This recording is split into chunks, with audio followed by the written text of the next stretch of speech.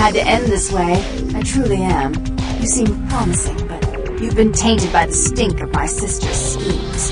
And now I'm going to make sure she never double-crosses me again. Don't listen to her. She'll kill us both. Save me and I'll help you find Bertram. I swear. Shut up, Jeanette. I warned you to stay away from Tongue. He's turned you against me. I always look out for you. You couldn't stand any success. You had to meddle, didn't you? I didn't want it to end like this, but you forced me. You never gave me any credit for anything, Therese. I was the one calling the shots. Bertram was dancing on my leash. How does it feel to know that I beat you?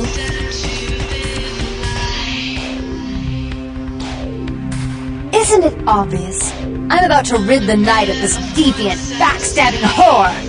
Do you realize that despite her condition, she still fornicates with kind, no less?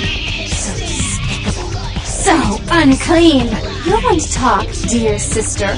Or should I say daddy's little girl? Do you want to know just how depraved the Baron of Santa Monica can be? Shut up, Jeanette. You'd love the world to think you're a saint. When you thought I was asleep, I used to hear Father come in at night. I heard him whisper how much he loved you in your ear before he don't finish that sentence, or you're dead.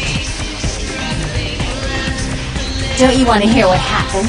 How she became the pillar of the community she is today? Shut up! Just shut up!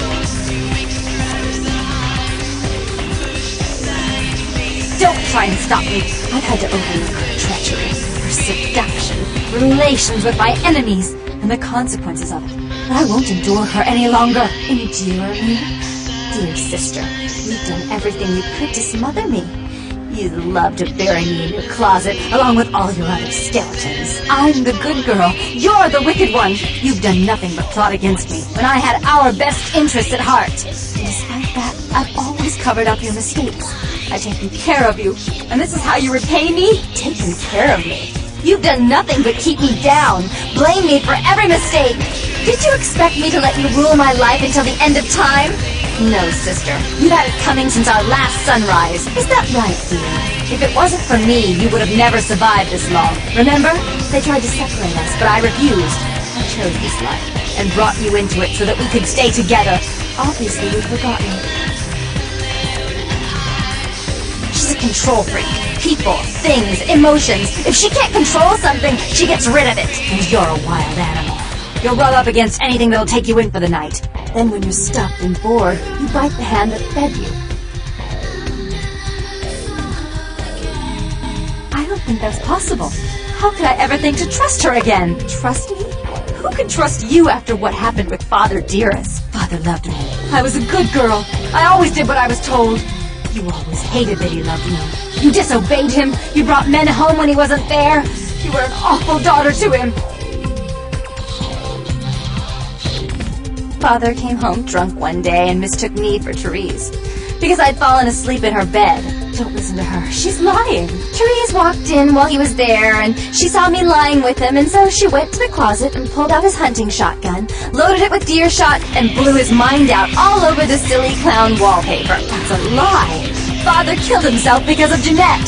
She made him miserable. As I recall, he died with a smile on his face.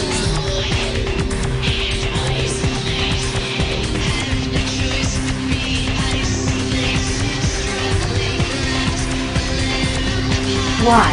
How will this time be any different? Therese doesn't like to share. Jeanette's irresponsible. She's undependable. A venture like mine requires class and distinction, which is something a pigtailed, face-painting harlot does not lend very well. You do have a way with words, sister. You're right. I'm not in the same class, am I? And murderers are so respectful these days. More responsibility, so that she can ruin every opportunity I give her? Of course. You're the only one who can secure zoning permits and shake hands. I'd never be able to keep up. But I only do it for attention, and out of love. You do it because you're vindictive and jealous, and you deserve it. If she would stop treating me like a child, if she would start behaving like a rational adult.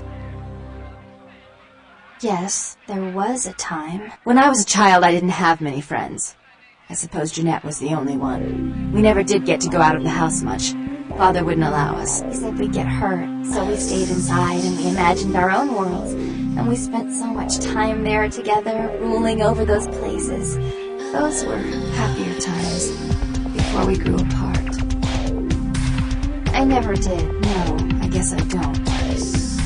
Jeanette, if I were to offer you equal control in Santa Monica, would you quit consorting with Tom? I'll stop working against you with him. But since I've got him in my pocket already, there's no reason for me not to pay him a little visit once in a while, so we can be of use. That's not a bad plan. There's just one more thing. I want to be in charge of Santa Monica, but only publicly. I want you to continue to convince others that our relations are strained. That way, we know who our enemies are. I agree. Take it. I'd hate to look at it again and think of what almost transpired. I suppose now that Jeanette and I have settled our differences, I'll call off the feud with Tongue. Bertram's hiding in an empty oil tank at the old gas station.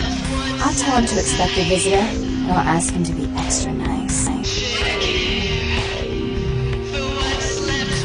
Please give Santa Monica's regards to the prince. You're tongue-tied about what happened tonight, or we'll have to kill you.